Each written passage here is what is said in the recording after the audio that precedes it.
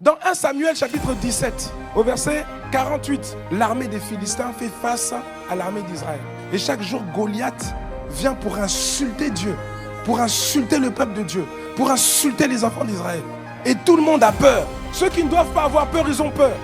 Les soldats ont peur. Mais si les soldats ont peur, comment le peuple va faire? Tout le monde a peur, c'est le contexte. Verset 48. Aussitôt que le Philistin se mit en mouvement pour marcher au devant de David. Parce que là maintenant le combat est engagé. Parmi le peuple, tout le monde a peur. Tout le monde. Sauf un. Et lui décide d'aller défier le champion des Philistins. Aussitôt que le Philistin se mit en mouvement pour marcher au devant de David, David courut sur le champ de bataille à la rencontre du Philistin. C'est-à-dire que lui, il va, le Philistin vient contre lui. Lui, qu'est-ce qu'il fait? Non, il n'attend pas. Lui, il va aussi. Lui, il vient. Verset 49. Il mit la main dans sa gibecière. Il prit une pierre et la lança avec sa fronde. Il frappa le Philistin au front. Et la pierre s'enfonça dans le front du Philistin qui tomba le visage contre terre. Verset 50. Ainsi, avec une fronde et une pierre, David fut plus fort que le Philistin. Il le terrassa et lui ôta la vie sans avoir d'épée à la main. Sans avoir d'épée à la main. Ça veut dire quoi? Sans avoir utilisé les choses et les moyens du monde. Et quand David fut de retour après avoir tué le Philistin, Abner le prit et le mena devant Saül.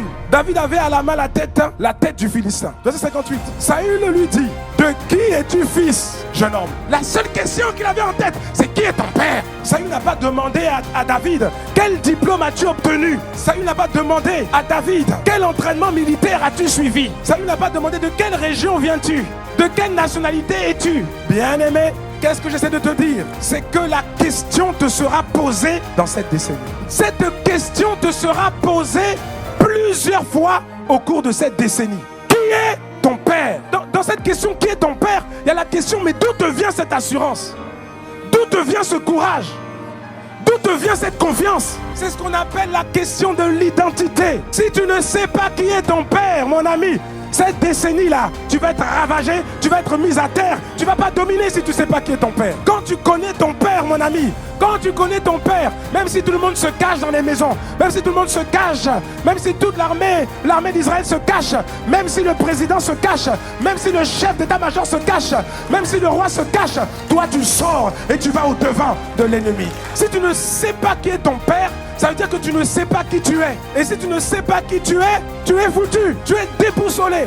Face au danger, face au vent contraire, face aux tentations, face aux oppositions, cette question te sera posée.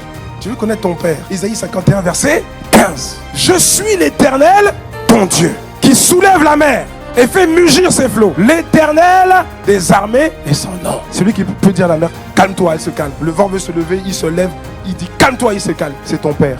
Tu as du mal à être conscient. Mais c'est ceux qui connaîtront leur Dieu qui seront inébranlables. Ton père est un abri pour toi. Ton père est un refuge pour toi. Parce qu'il est l'abri, le refuge pour ses enfants. Comme le note 1, verset 1 à 12.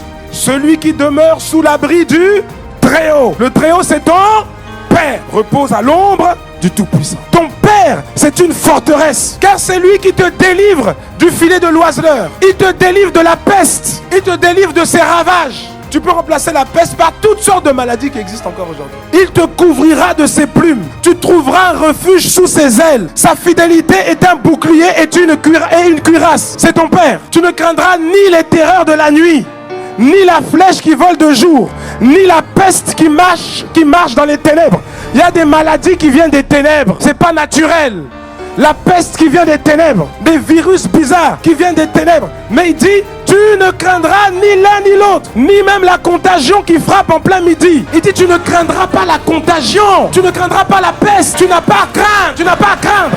La crainte, c'est pour les autres, pas pour toi. Toi, tu as un père. De qui es-tu le fils? De Dieu. Que 1000 tombent à ton côté et 10 000 à ta droite, tu ne seras pas atteint. Mais est-ce que tu le crois?